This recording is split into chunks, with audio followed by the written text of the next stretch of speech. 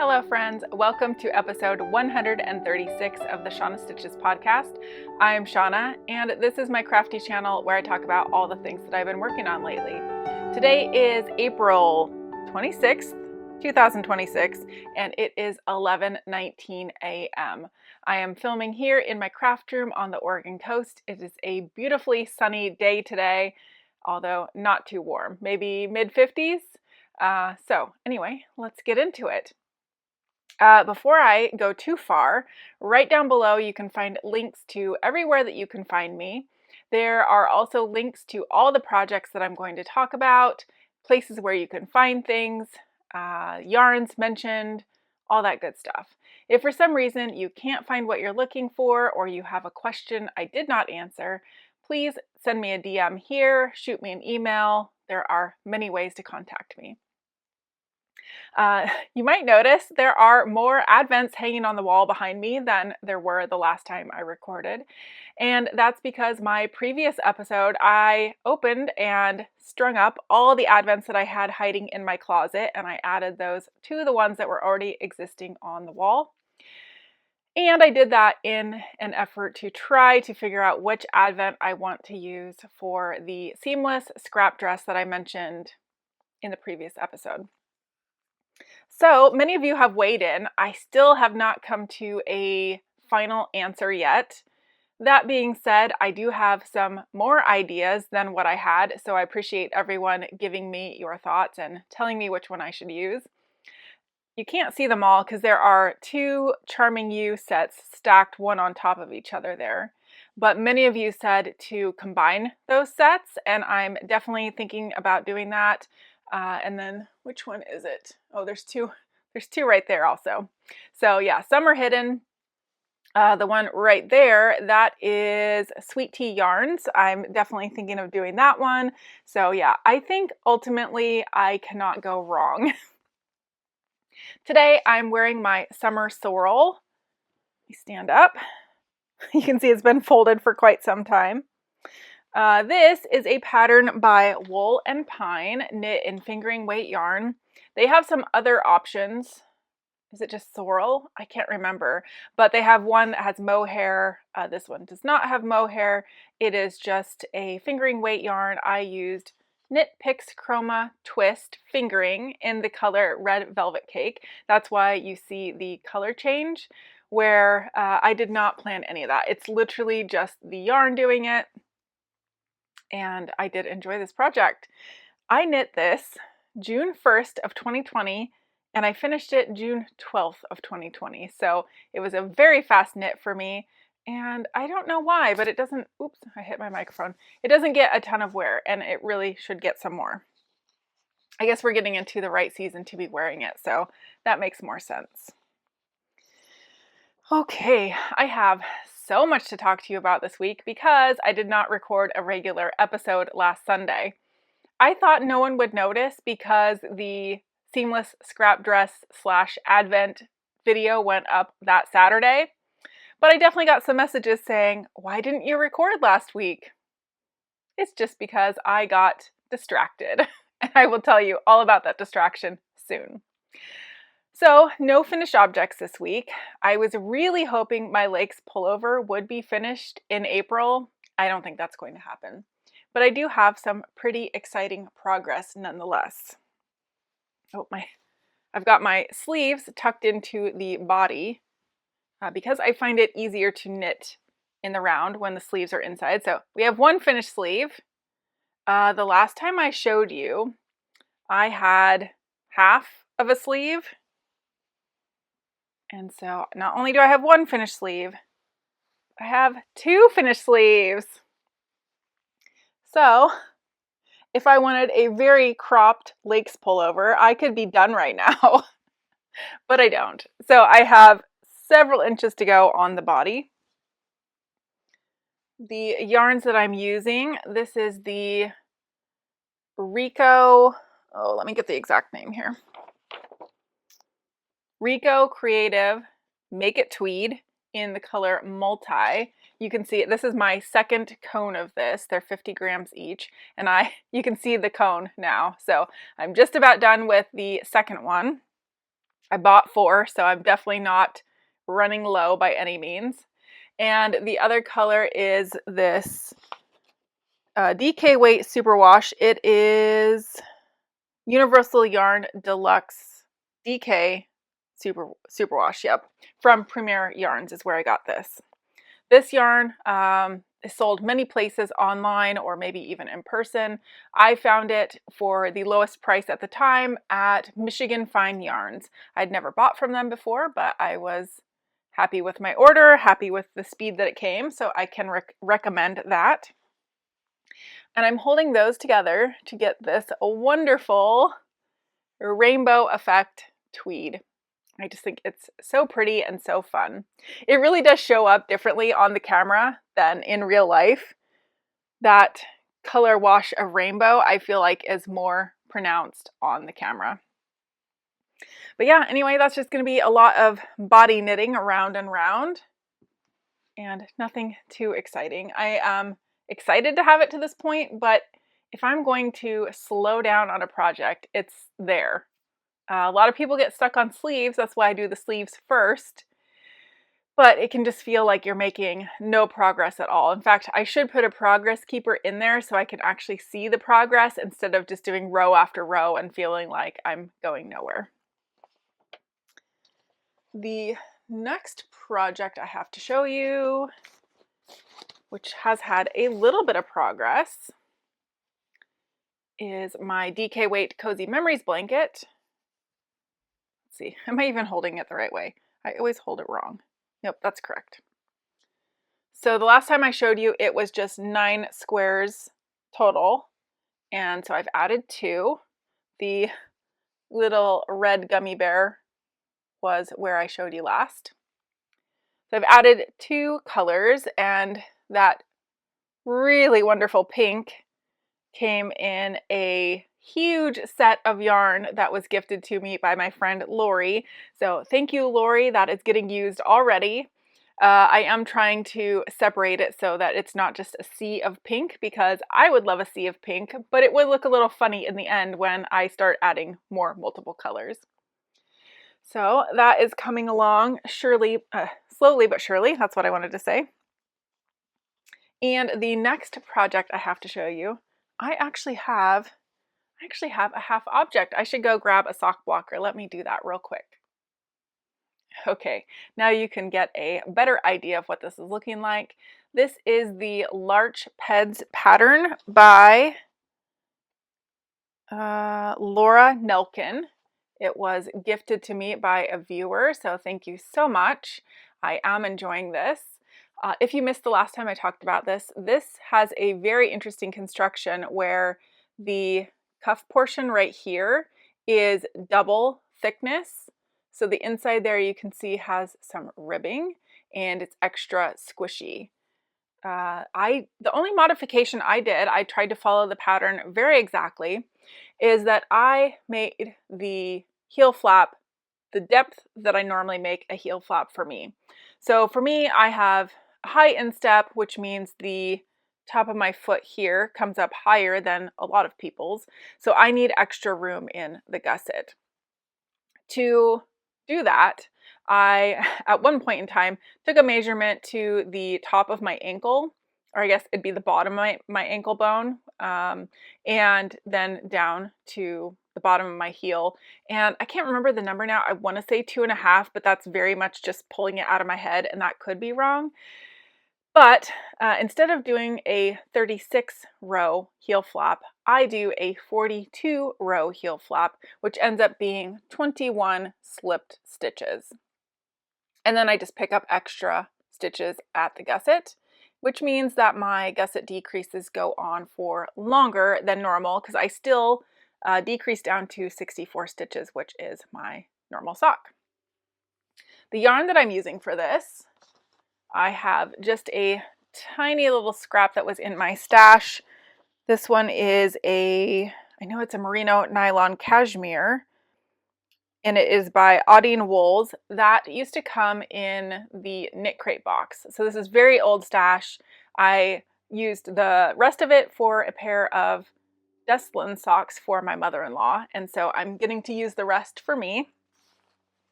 And my main color is Ice Yarns. I think this is Magic Sock. Yep, there we go. Ice Yarns Magic Sock. It does not have a colorway name. I'm sure somewhere it has a number, although I'm not even really seeing that on here. But anyway, it's from Ice Yarns. I got it a long time ago. This was one of my very first purchases as a new knitter. I've been knitting for 10 years now. This is still in my stash because when you order from Ice Yarns, you get a pack of 4, or if it's 50-gram balls, you get a pack of 8, all of the same color. So it has taken me quite a long time to get through all of these. The second sock is going. I have finished the cuff part, which, to be honest, I did all in one setting just because A, it's a new construction to me, but I also didn't want to forget where I was at. So I have just started the heel flap. I'm probably about halfway. I am not trying to match up colors. They don't match at all. I guess they're not far off, but obviously this one is purple and this one's blue up here. And then there's going to be pink or orangey pink salmon on the heel flap. So I am enjoying these a lot. I cannot wait to actually get to wear them so that I can truly try them out. The last time I showed you, that's what this marker is here. My little coffee cup is where I was 2 weeks ago. So not bad. This has not been a large focus project, but I have gotten quite a bit done. And one more project to show you, which is in my cute little gingerbread house project bag. I think this one is from, well, it's Button and Boo is the designer, but I do believe this came with my Charming You Advent some year. No idea. It does not correlate to what's in here at all, but I am making the Gneddy, the Berry Cozy Gnome by Schira, who is Imagine Landscapes. It is a mystery. So if you don't want to see what Gneddy the gnome is looking like up to clue 4 being finished, there's only one more clue to go, and that's coming out Monday. So yes, I have finished through clue 4. So if you don't want to see, look away. I'm about to show that. I have it in my fancy sandwich bag. So here is my fingering weight Gneddy. Those ears are just so cute. I kind of wish I could get them to stay where they like really stick out, but I have to remember that this is going to be stuffed, so it's going to look a little different in the end. It's not going to be flat. Maybe that helps. So I have this piece, and then there is a beard with a pocket in it. I don't know if you'll be able to see, but that actually does go, it goes through. Some have guessed that this might be going here, where this would tuck up underneath there, but I'm not sure. But anyway, that might be what it looks like. And then I have 2 little arms that will get attached somehow, and possibly the hands will go inside the pocket like that. So yeah, I do have 2 of them, but they are not attached yet. So if one mystery knit was not enough, I decided to do a second one. My second one is done, so that one was done all in fingering weight yarn. I'm using a 2.75 and a 2.5 millimeter needle, so kind of sock size needles. The second one I decided to do is worsted weight, and that is what that one's looking like. It's just so cute. To give you an idea of the size difference,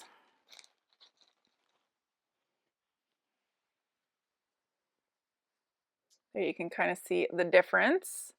The worsted weight one, I'm knitting on a 3.5 and 3.25 millimeter needle, and it is definitely a lot squishier. There's what it's looking like. And again, I have the same beard with a pocket. I can't believe there's only one more clue. And then these little arms. I did screw up on the arms on both of them. It's supposed to have a purl ridge here, like a cuff, but I did not understand the directions. And even though I misunderstood, it turned out fine. It's still an I-cord, but I actually stopped doing the I-cord for like 4 rounds. So I'm not sure how that was able to close up, but it did, and it looks great. So yeah, starting tomorrow. Tomorrow will be the last clue. I imagine it seems like it's going to be a fairly large clue, at least getting some of these pieces all together. But this is my very first and very second gnome, first pattern ever. I found out that someone I know collects gnomes, and so I haven't decided which one of these, but probably one of these will be a gift for them. That is everything knitting wise that I've worked on in the last 2 weeks, but I do have some other exciting stuff to show you. The exciting stuff comes with its very own project bag. Isn't that pretty? I just got this. It's from Garden Grove Stitchery. So this is a cross stitch pouch. So let me just tell you a little bit of backstory why I did not record last week. I was set to record. It was Sunday. I don't even know how I went off on this mental tangent, but something made me go look at cross stitch patterns on Etsy. And I had decided I wanted to do a temperature cross stitch, which I have bought charts in the past. I've not kept up with them. This may be the same, I don't know, but I'm actually really liking it, so I hope that's not the case. But anyway, I found one that I liked. Let me tell you who it is by. The one that I found is Temperature Garden by Angela Lynne Studios. That was found on Etsy. I will put a picture of what the, what do you call it? The example looks like, the sample. The designer knit this, or not knit it, cross-stitched. Wow. The designer cross-stitched it on a green fabric, which I think looks so good. But I went through my stash, which my cross-stitch stuff is 20 years old now. I mean, at a minimum, 20 years old. Another little backstory, I actually learned to cross-stitch in the 2nd grade. I bought this teeny tiny little kit that had a cat and like a butterfly on it. And from that moment on, I was hooked. I definitely cross-stitched throughout grade school. Then I took a break and picked it back up when I was 18. And I cross-stitched all through the time that I was in the Navy, which I was 21, well, before that, so 18, joined the Navy at 21, all the way till after I got out. I really don't know what it is that made me set down cross-stitch, unless it was because I picked up crochet. I'm really not sure. I don't think there was like a actual like transition, but at some point I did move back to my home state, and I think that's when I just kind of set it down. I was maybe too cool to do it. I'm not sure. But anyway, I've done many projects and then just quit doing it. But I kept all of my supplies. So last Sunday, I go to my Rubbermaid tote that has all of my cross-stitch stuff in it.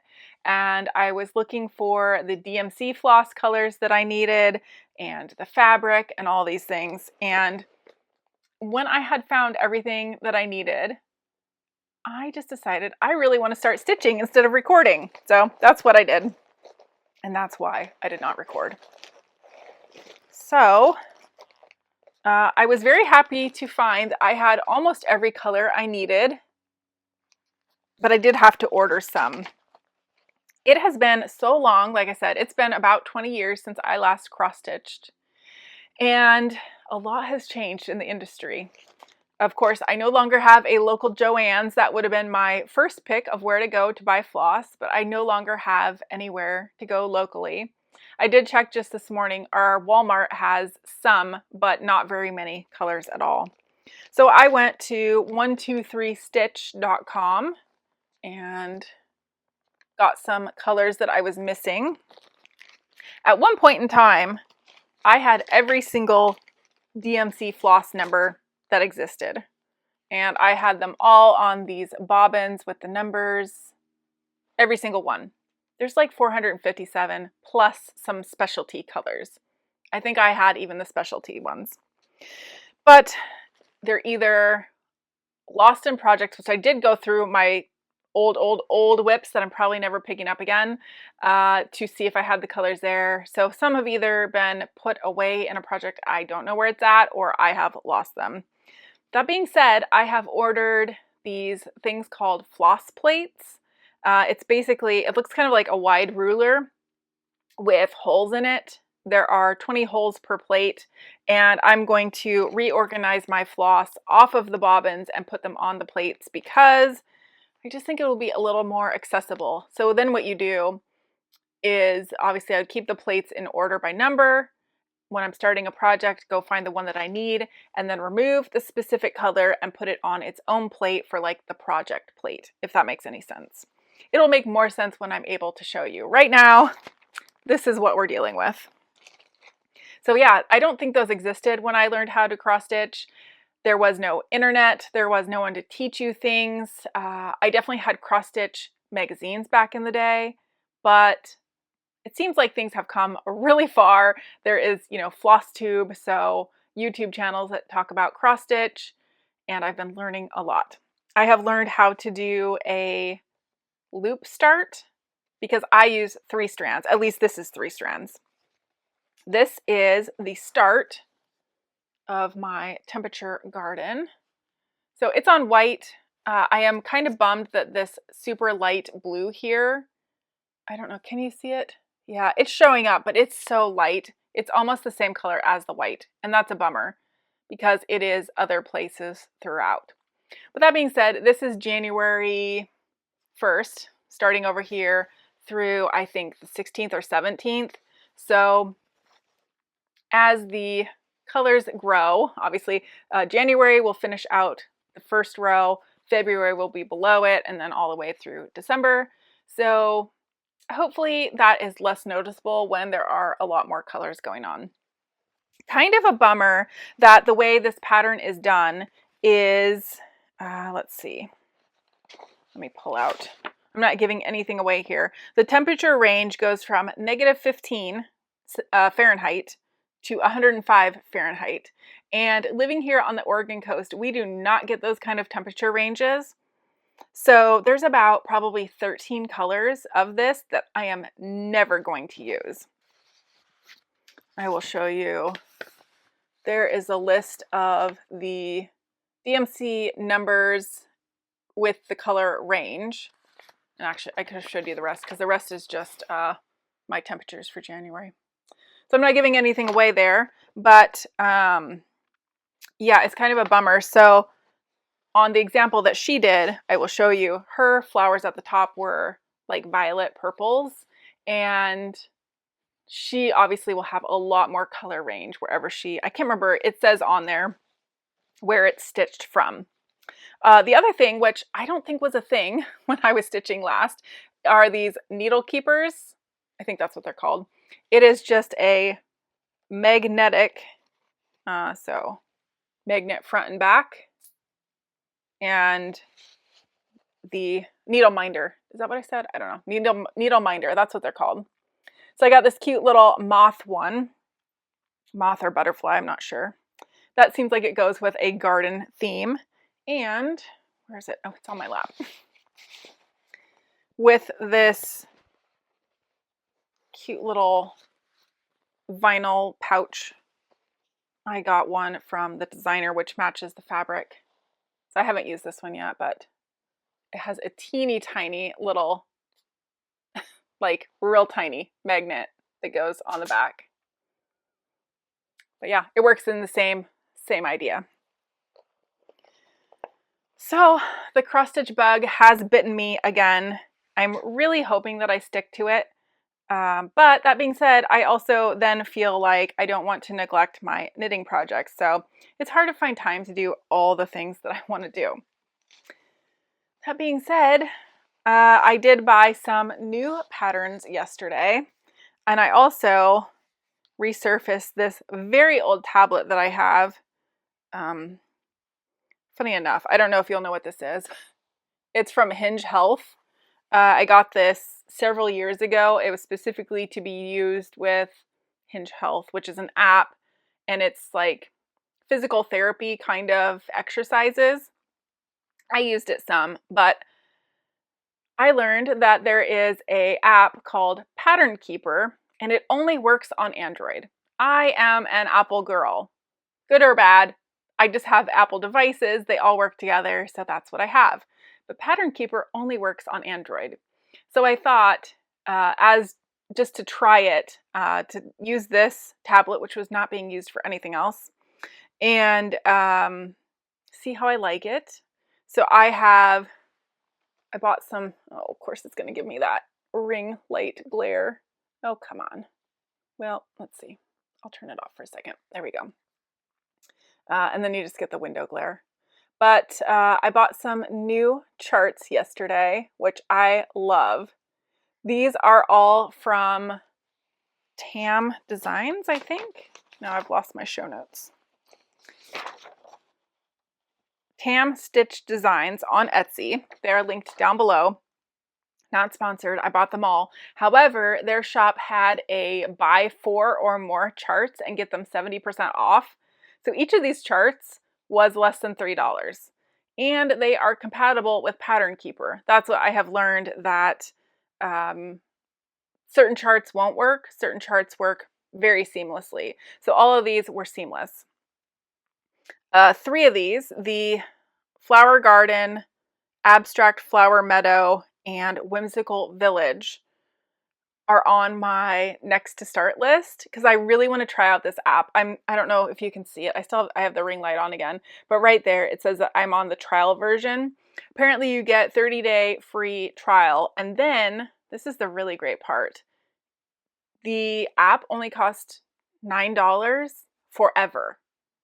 I use Knit Companion for my iPad to do knitting charts, and actually I'm doing this temperature garden chart in Knit Companion, but it is clearly not designed for it. It functions okay, but in order to check off the boxes as I do them, the stitches, I have to go one by one.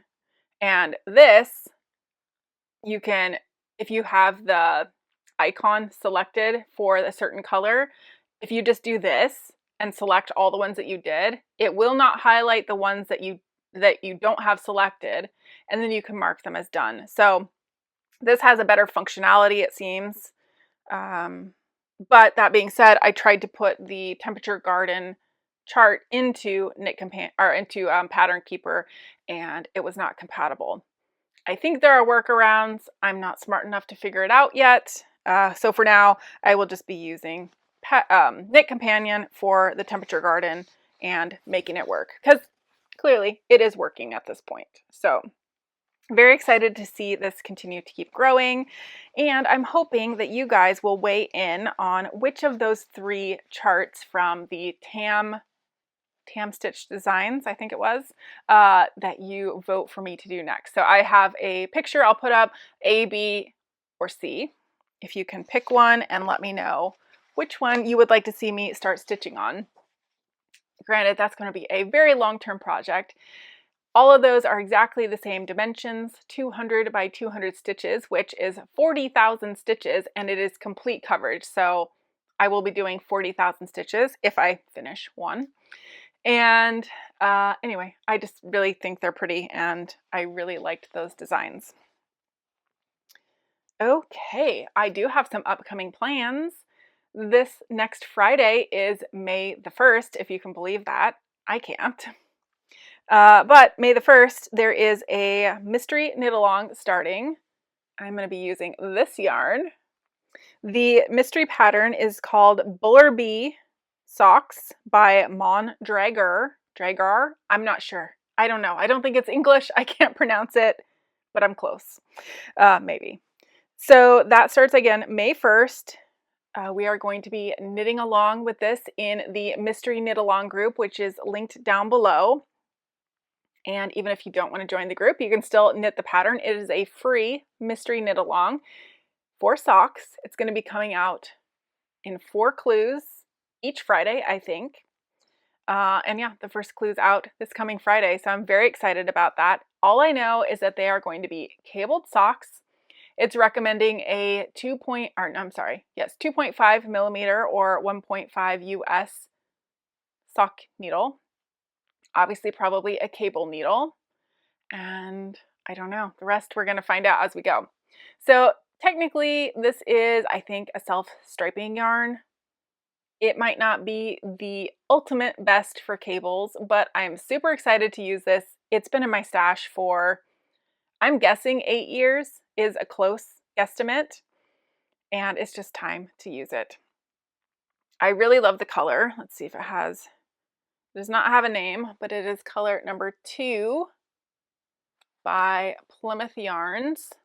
I don't think this is made anymore. I'm pretty sure it's discontinued. Way back when, I got this from a local yarn store that no longer exists, so even more reason to use it up. What else? Yeah, I don't know. Come knit some socks with me. I'm excited. I have not had much sock mojo.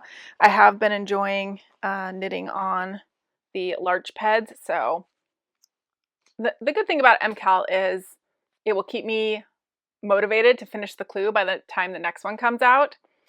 And I don't know yet if I will do one sock for the MKAL and then do the second sock after, which sounds like a recipe for disaster. It probably means that I will not finish or not finish anytime soon. Or if I'll knit them in tandem, because I will definitely be doing them on 9-inch circulars. So that is all of the crafting plans that I have coming up, I think.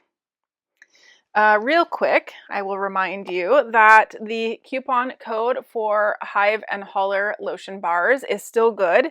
It's good through the end of September. The website, wow, my brain. The website for Hive and Holler is down below. Just click on it. All you have to do is put 3 lotion bars in your cart. Use the code PURL15, P-U-R-L 15. And you will get those 3 lotion bars for a total of $15. So, not sponsored. I don't get a kickback. I just really like them. I've been using the lotion bars now for probably 2 months, and I definitely am enjoying them. I definitely notice when I'm not using it. I won't show you too close up.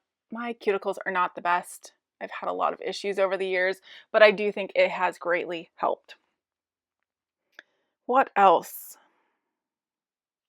That's it. That's it for the crafting, but I do have some life stuff to talk about. But let's talk about books first. Really quickly, because I have not been doing a ton of reading, I finished the Book of Lost Names by Kristen Harmel. I gave that book 4 stars. I liked the book itself, but I really liked the ending. So that always makes it for me. If I don't like the ending, I'm probably going to give it less stars, but I did like the ending in this one. I can recommend that. It's about a Jewish girl who ends up being what do you call that? A forger. She forges documents for other people to flee the country. So yeah, I liked that. And then I'm currently reading The Secret of Secrets by Dan Brown. If that sounds familiar, it's because I started it a while back. My library loan ended and I hadn't finished it yet, so it had to go on hold again. It's now become available again, and I am working through it. It's not that I dislike the book at all. It's quite good. I just have not been in a reading mood. I don't know what is wrong with me. I am listening to The Nightingale by Kristen Hanna, and that is a very similar, not exactly the same, but very similar premise to the Book of Lost Names. So I don't know why it is that I just ended up having both of those books kind of going at the same time. There are so many similarities that at times I get a little mixed up between which one is which and which characters are from which book. So that probably isn't the best time to read them at the exact same time, but I am enjoying it.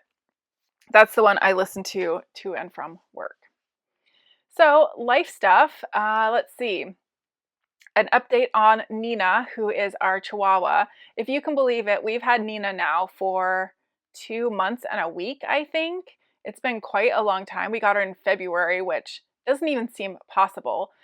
She has really finally started fitting in so well. She almost never needs to be corrected for aggression.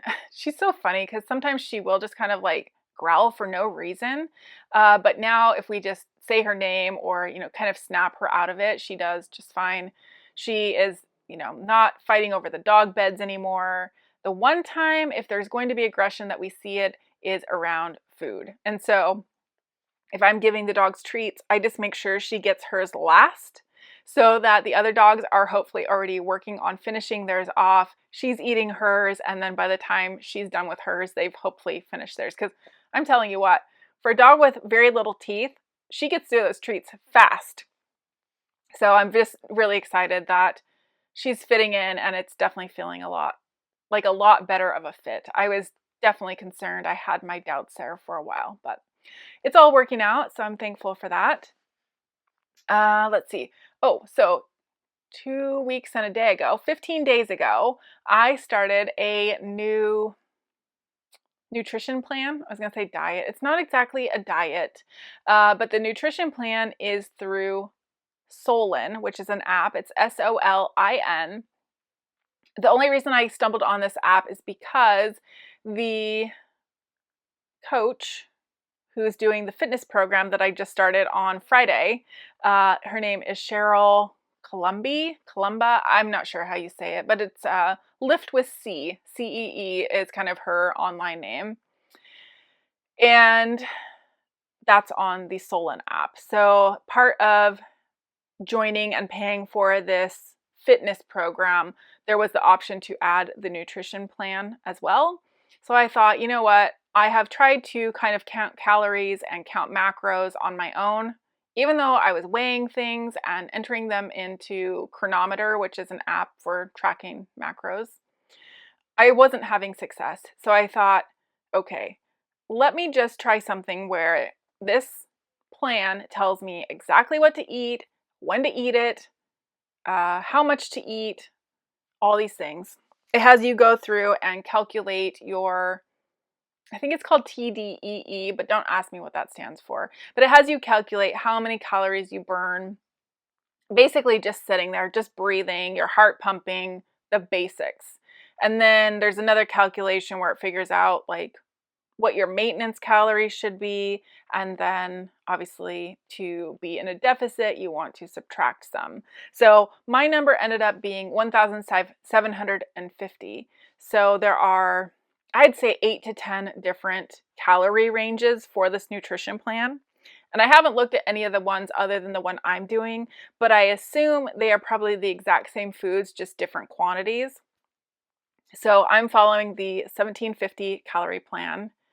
And at first I was really nervous because it seemed like a lot of food, like looking at it, but then the quantities were small and I was just worried I was going to be starving, and no one likes to be starving all the time. And so when I started 2 weeks ago, I didn't know what to expect.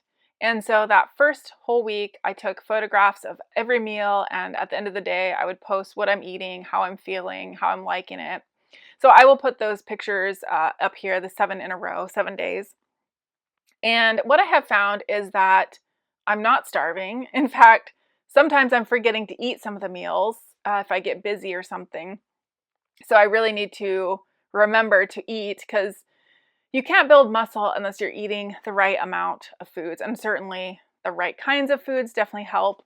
But what has surprised me most about this nutrition plan is that for the most part, every meal that I eat, like the main meals, so lunch and dinner, you have a protein, you have some kind of carbohydrate, and then you have a vegetable.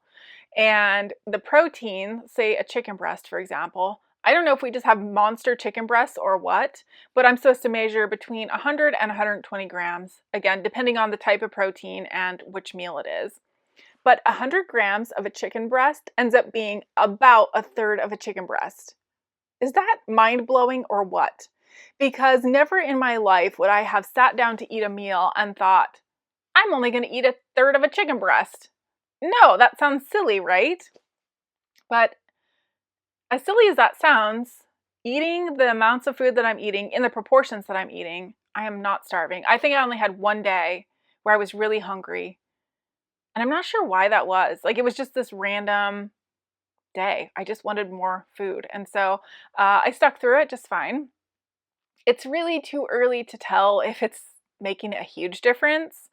But I will say, from my heaviest weight, which was just before starting that diet, to the weight that I was this morning, I'm down 4 to 5 pounds. So it seemed like that initial weight loss was pretty quick. And then now I feel like I'm a bit plateaued out. So it's way too early to be saying I'm on a plateau or that this is the incorrect calorie amount that I should be having, because it just takes time for your body to adjust and to actually see the changes. Plus, like I said, I just started the workout plan on Friday. So I've done one workout. It's 3 workouts per week for the plan, the challenge goes for 6 weeks. So one thing that was really surprising about the workout plan to me is that the first 3 weeks, so it's 3 workouts per week, 3 weeks, 9 workouts, we're doing the exact same workout every single time. I am not a fitness science person. I don't know a ton about working out, but I do know that I have never repeated workouts like that.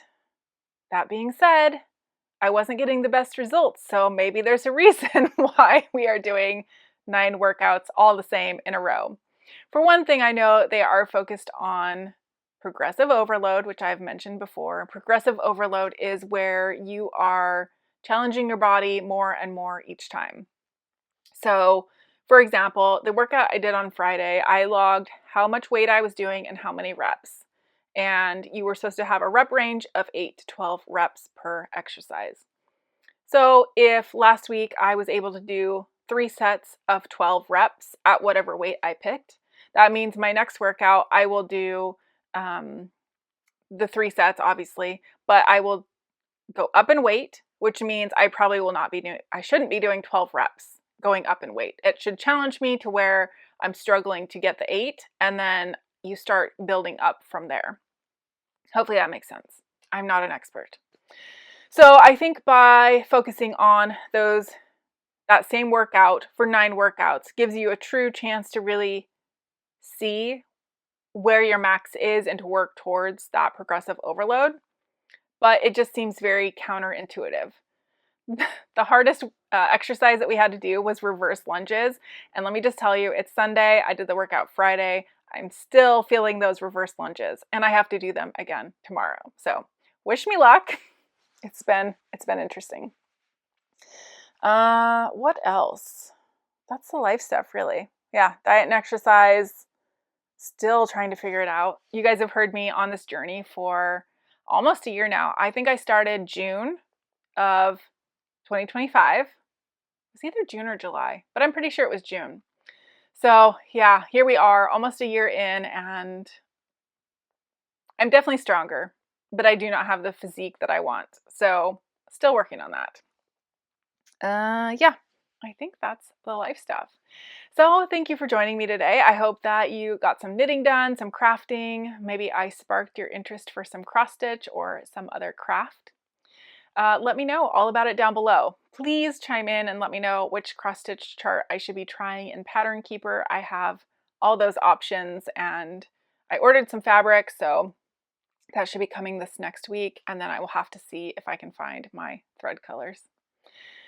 Okay, I'm going to sign off here, and I will see you in the next one. Bye.